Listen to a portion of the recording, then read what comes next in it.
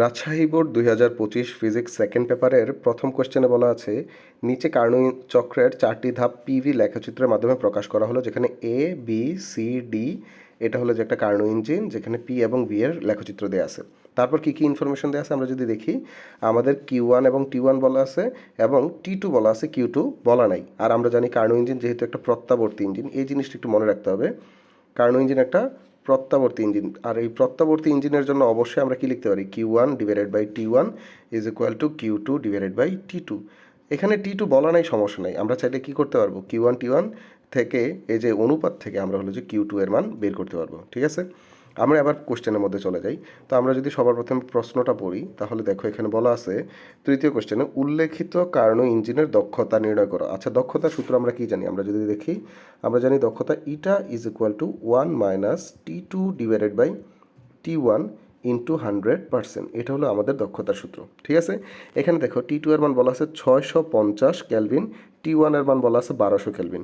এটা যদি আমরা হলো যে এখানে T2 এবং T1 এর মধ্যে বসে দিই, তাহলে আমাদের দক্ষতা কত আসবে, যদি আমরা ক্যালকুলেশন করি তাহলে আমাদের দক্ষতা আসবে 45.83%।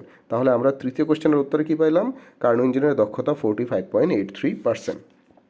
তারপর আমরা যদি আবার ঘ নাম্বার কোশ্চেনটা পড়ি, দেখো এখানে ঘ নাম্বার কোশ্চেনে বলা আছে যে চক্রটির প্রতি ধাপে এন্ট্রপির পরিবর্তনের তুলনামূলক বিশ্লেষণ করো।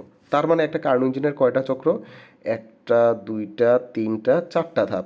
এই চারটা ধাপের জন্য আমরা কয়টা এন্ট্রপি পাবো, চারটা এন্ট্রপি পাবো। তার মধ্যে আমাদের যে বিসি, আমি একটু ভালোভাবে দাগিয়ে দেখাই, তোমরা যেটা মনে রাখবা, তার মধ্যে এই যে এখানে আমাদের যে বি এবং বিসি যে ধাপটা আছে এবং ডি থেকে এ যে ধাপটা আছে, এই দুইটা ধাপ মূলত আমাদের কি, এই দুইটা ধাপ হলো আমাদের রুদ্ধতাপীয়। ঠিক আছে, আর এই যে রুদ্ধতাপীয়র জন্য আমরা কি পাচ্ছি, রুদ্ধতাপীয়র জন্য আমরা জানি এন্ট্রপির মান হয় 0। সুতরাং আমাদের দ্বিতীয় যে বিসি ধাপ আছে এটার এন্ট্রপি হবে 0। ঠিক সিমিলারভাবে আমাদের যে ডি এ ধাপ আছে এটার জন্য এন্ট্রপি কত হবে, 0। তাহলে আমরা অলরেডি দুইটা ধাপের এন্ট্রপি পেয়ে গেছি।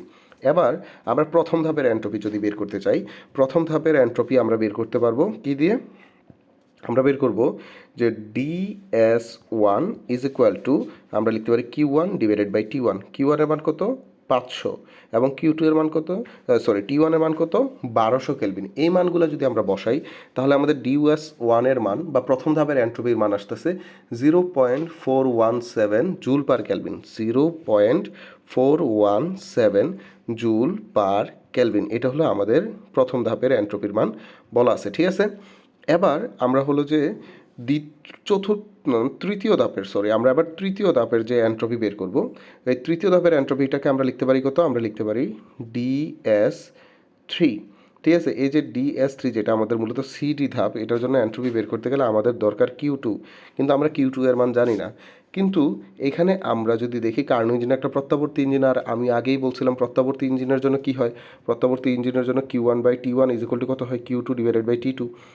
এই যে ধাপটা থেকে আমরা যদি তার Q2 এর মানটা বের করি, তাহলে Q2 এর মান কত আসবে, এখান থেকে আমাদের যদি মান নির্ণয় করি Q2 এর মান আসবে 270.83 জুল। তাহলে আমরা Q2 পেয়ে গেলাম। Q2 পেয়ে গেলে আবার যদি আমরা তৃতীয় ধাপের এন্ট্রপি বের করি, তৃতীয় ধাপের এন্ট্রপি সূত্র আসবে minus Q2 divided by T2। এখানে মাইনাস আসার কারণ কি, কারণ আমাদের তৃতীয় ধাপের মধ্যে কি হয়, সংকোচন হয় বা তাপ কি করে, বর্জন করে। এই বর্জন করার কারণে এখানে মূলত একটা মাইনাস আসছে। ঠিক আছে, দেখো প্রথম ধাপে তাপ গ্রহণ করে, তৃতীয় ধাপে তাপটা কি করে, বর্জন করে। এই বর্জন করার কারণে আমাদের এখানে কি আসছে, মাইনাস।